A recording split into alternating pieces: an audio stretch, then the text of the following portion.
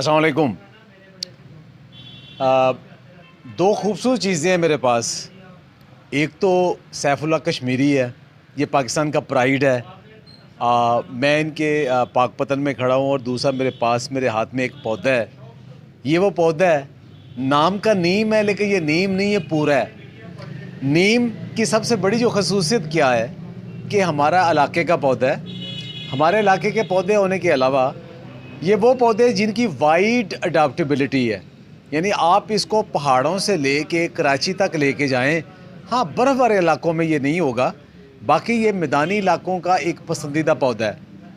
अब इस पौधे को आप साल में 2 दफ़ा तो इसका जो शजरकारी का मौसम है उसके अलावा पूरा साल इसको लगा सकते हैं, सिर्फ सर्दी से पहले नहीं लगाना चाहिए। नीम की जो खसूसियात हैं उसमें एक सबसे बड़ी खसूसियत ये है कि ये इस कदर ज़्यादा डिसीडुअस नहीं है, ये बहुत ज़्यादा पत्ते नहीं झाड़ता, ये कवर करता है और बड़ी डेंस किस्म का इसका छाँव मिलती है। जहाँ तक इसकी मेडिसिन वैल्यू का ताल्लुक है, सदियों से रवायती तौर पे ये मुसफ़्फ़ा खून जो हमारा एक आम लफ्ज़ है कि जब बरसात के अंदर फोड़े फिंसियाँ या स्किन के ऊपर जल्दी अमराज आते हैं तो नीम की नमूलियाँ भी खाई जाती हैं, नीम के पत्ते जो है ना उनका लेप भी किया जाता है और नीम के पत्तों का सफ़ूफ बना के उसको पिया भी जाता है। और इससे आपका खून की सफाई का सबसे आसान और पॉपुलर सदियों से ये तरीका रहा है। आपको शायद पता हो कि जो आजकल लाइफस्टाइल के अंदर ये एक तब्दीली आ रही है कि जिसमें डायबिटीज़ और कोलेस्ट्रॉल आ रहा है, तो नीम का रेगुलर जो इस्तेमाल है ये आपके जिस्म के अंदर बहुत ज़्यादा कोलेस्ट्रॉल बढ़ने से भी रोकता है और इसको शुगर को भी कंट्रोल करने में काफ़ी हद तक कामयाब ये करता है। नीम का एक बहुत बड़ा जो फ़ायदा मुझे याद आ रहा है वो ये है कि ये एज़ ए बायोपेस्टिसाइड भी यूज़ होता है।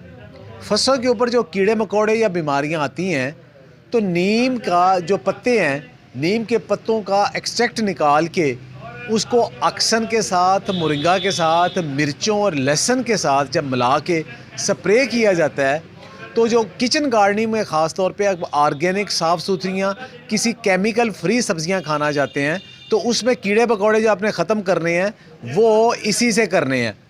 इसके अलावा सदियों से ये यूज़ किया जा रहा है कि जब आप दीमक लग जाती है या तो उस दीमक को भी बचाने के लिए इसका किया जाता है और जो महफूज करना हो चावल को, गंदम को, किसी चीज़ को, तो उसमें नीम के पत्ते ही रखे जाते हैं। पुराने ज़माने में ये भी एक रवायत जारी थी कि जो कपड़े हैं जब सर्दियों में ख़ास तौर पे उन्हें गर्मियों के लिए महफूज रखा जाता था, सर्दी ख़त्म होने के बाद जो ऊनी कपड़े थे तो उसमें दवाइयाँ डालने की बजाय नीम के पत्ते रख दिए जाते थे। तो इतना मल्टी जेहत किस्म का ये पौधा है और ये आसानी के साथ ग्रो हो जाता है और बहुत कम किस्म की जो इसके साथ जो लुक आफ्टर है उससे ये पौधा हो जाता है। 24 घंटे ऑक्सीजन।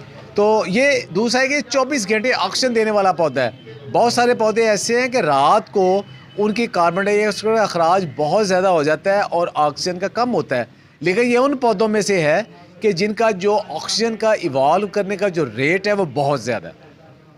बहुत शुक्रिया।